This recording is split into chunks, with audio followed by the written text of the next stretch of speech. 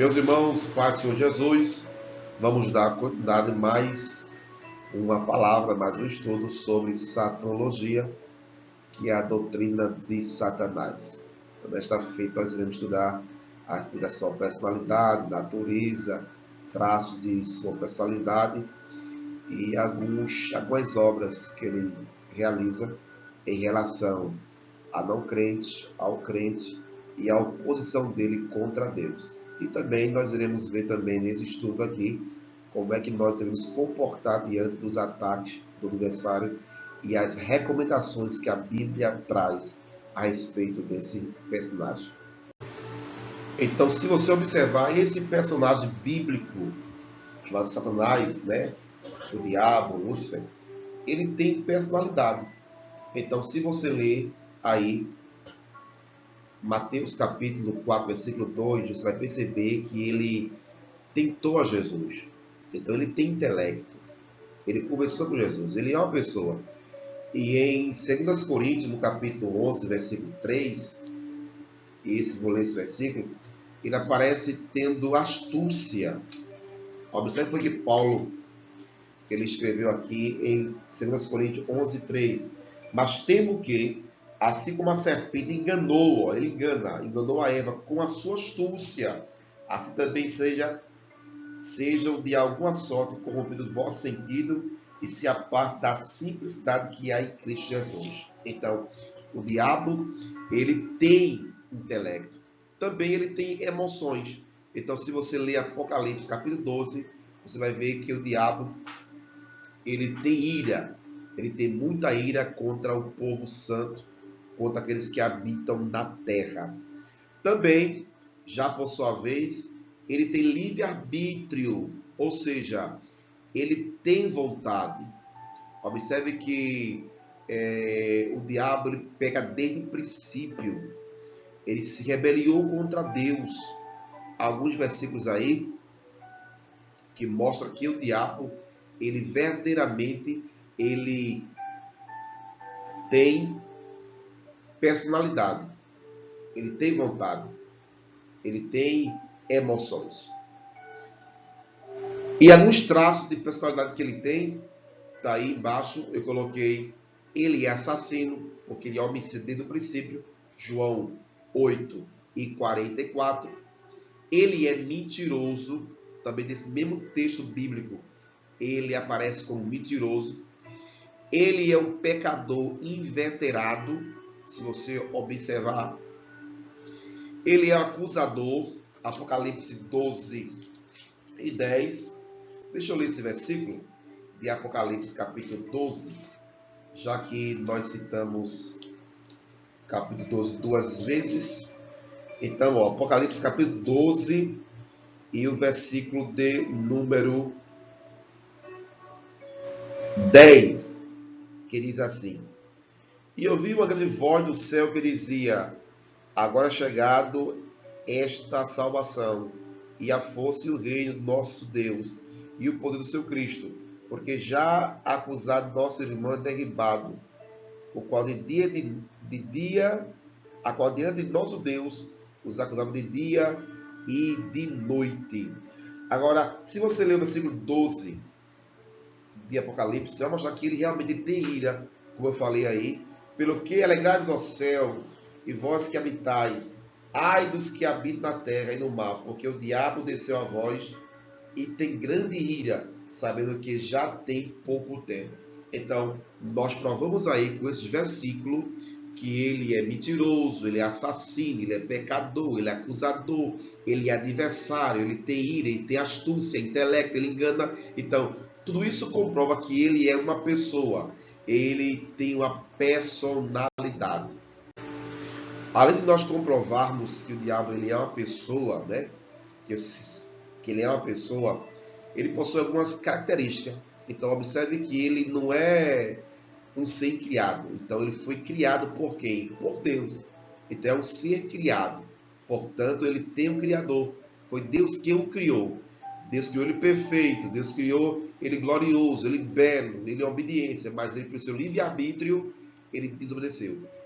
Ele também é um ser espiritual, irmão. Então ele se transforma em anjo de luz.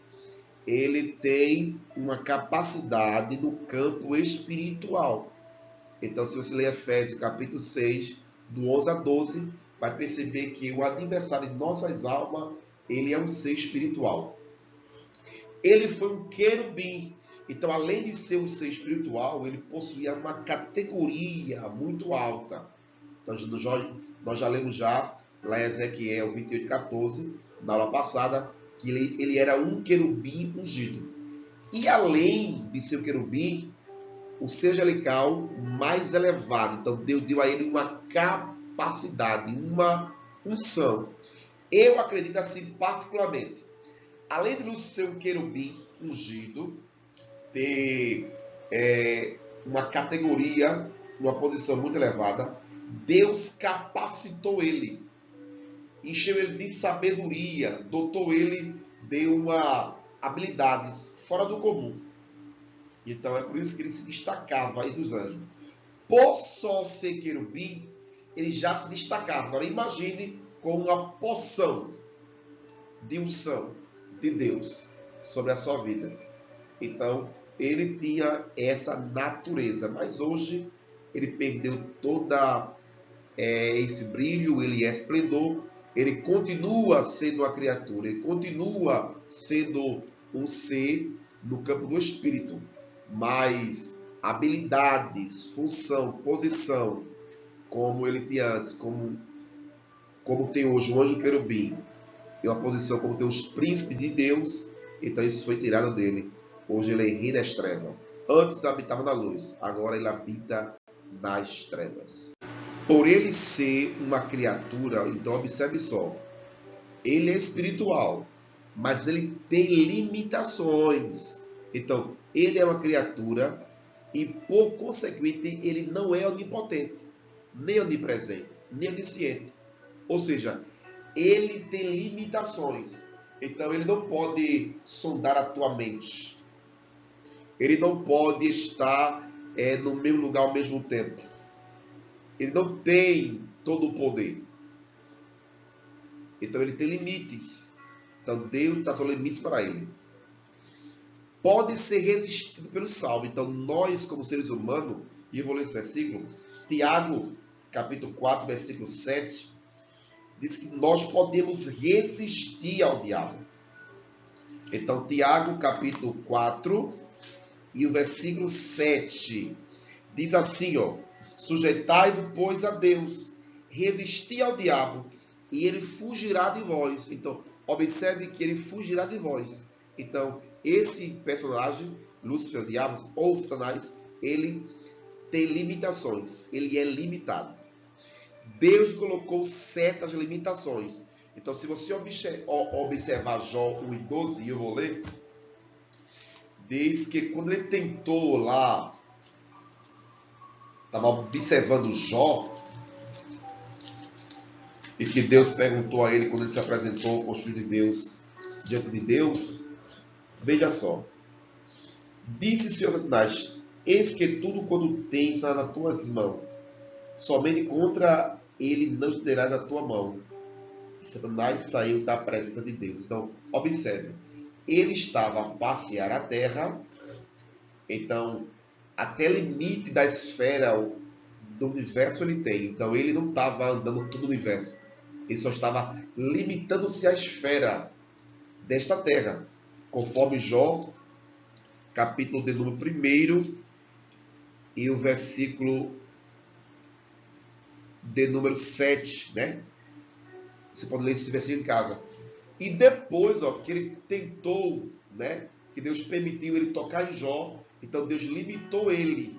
Disse ele assim: olha, eis que tudo tem nas tuas mãos, somente contra ele não estenda a tua mão. E ele saiu da presença de Deus. Então, o diabo só faz aquilo que Deus permite ele fazer. Então, esse anjo Lúcifer, né, que outrora era um querubim, após a sua queda, após sua rebelião, seu pecado, então houve aí uma consequência da sua vida. A primeira é que ele foi expulso da sua posição original no céu. Então ele deixou de ser protetor, ungido. Ele deixou de ser um querubim, protetor ungido. Hoje é adversário. Ele é Satanás. Ele foi expulso no Jardim do Éden. No Jardim do Éden. Deus limitou ele, tirou ele do jardim. Foi expulso da posição e também do Jardim do Éden, do Jardim de Deus. Na cruz, Cristo venceu a ele. Então, João 12. Vamos ler esse versículo? João 12, versículo 31. Então, Cristo julgou Satanás na cruz. 12, 31. Agora é o juízo deste mundo. Agora será expulso o príncipe deste mundo. Então, na cruz, Jesus, ele expulsou, ele venceu a Satanás. Ele ganhou a batalha, essa peleja. Barrado totalmente do acesso ao céu durante a 70ª semana de Daniel. Então, se você observar, em Daniel, em Apocalipse 12, 7 e 13, você pode ler aí na sua casa, na grande tribulação ele vai ser derrubado. Da onde? Desse segundo céu, onde ele habita com seus demônios, né? Atrapalhando a oração dos crentes, vomitando os seus dados inflamáveis, fazendo a posição. Então ele vai ser derrubado deste lugar. Além disso, ele foi confinado no abismo. Então ele vai ser confinado no abismo. Então observe que após Cristo voltar em glória com a igreja, eu vou ler Apocalipse capítulo 20, versículo 2.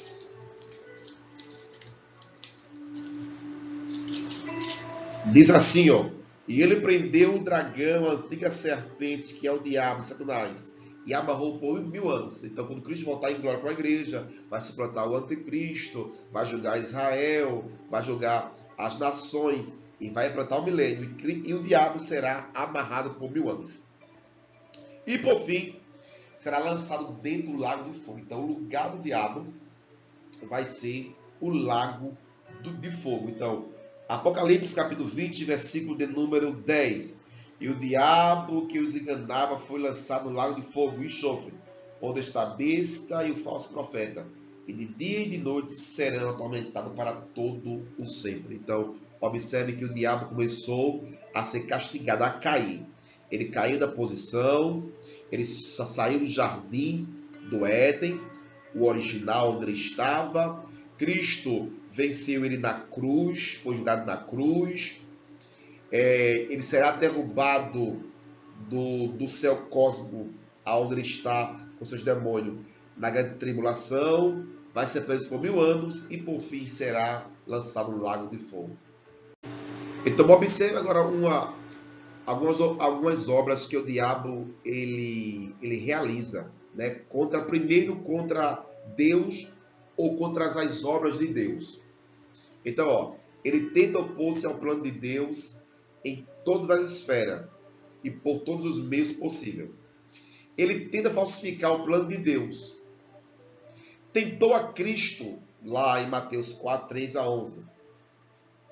Possui o corpo de Judas para atrair a Cristo. Então, tudo isso aí foi oposição que se levantou para frustrar o plano da redenção, mas não conseguiu.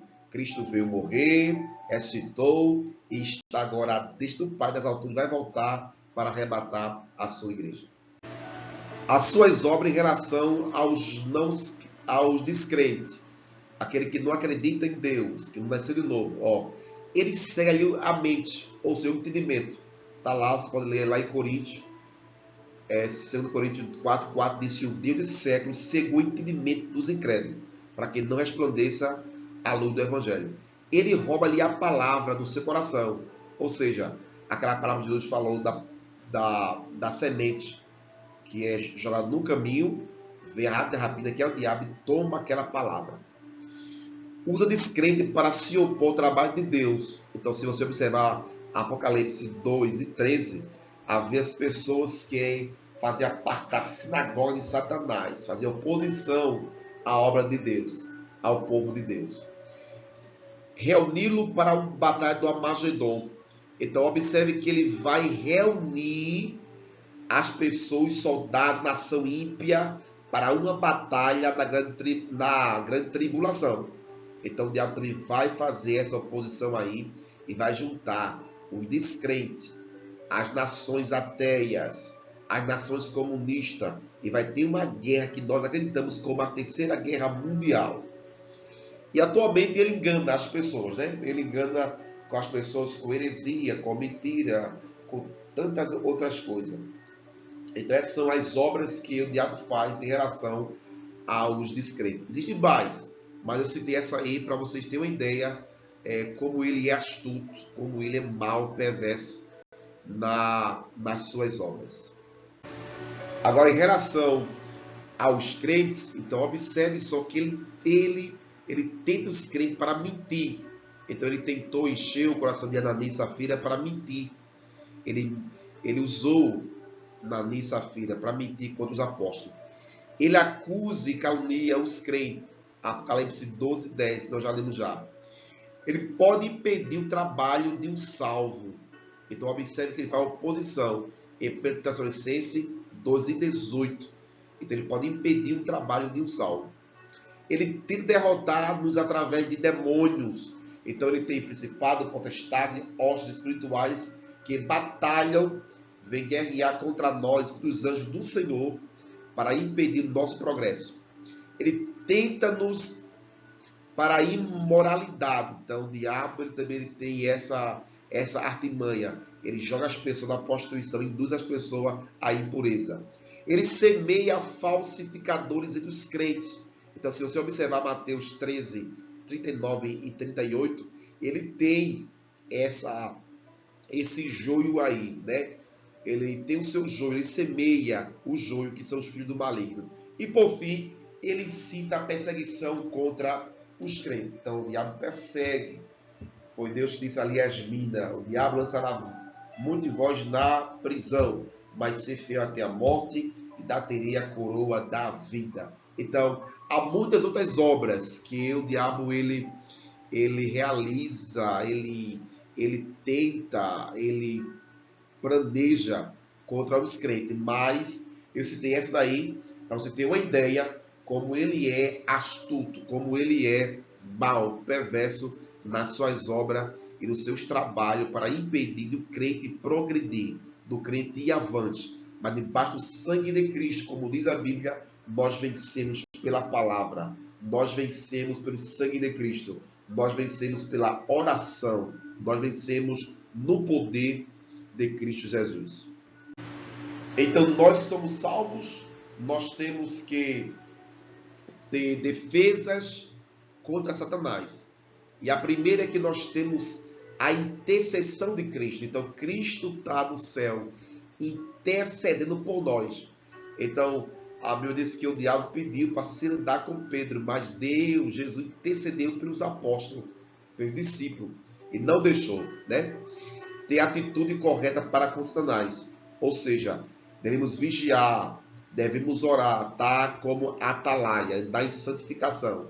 Então você pode ler aí 1 Pedro 5 e 8 e Judas 1, 8 e 9. Está em vigilância contra Satanás. Tomar uma atitude de resistência contra Satanás. Por mais vezes devemos fugir.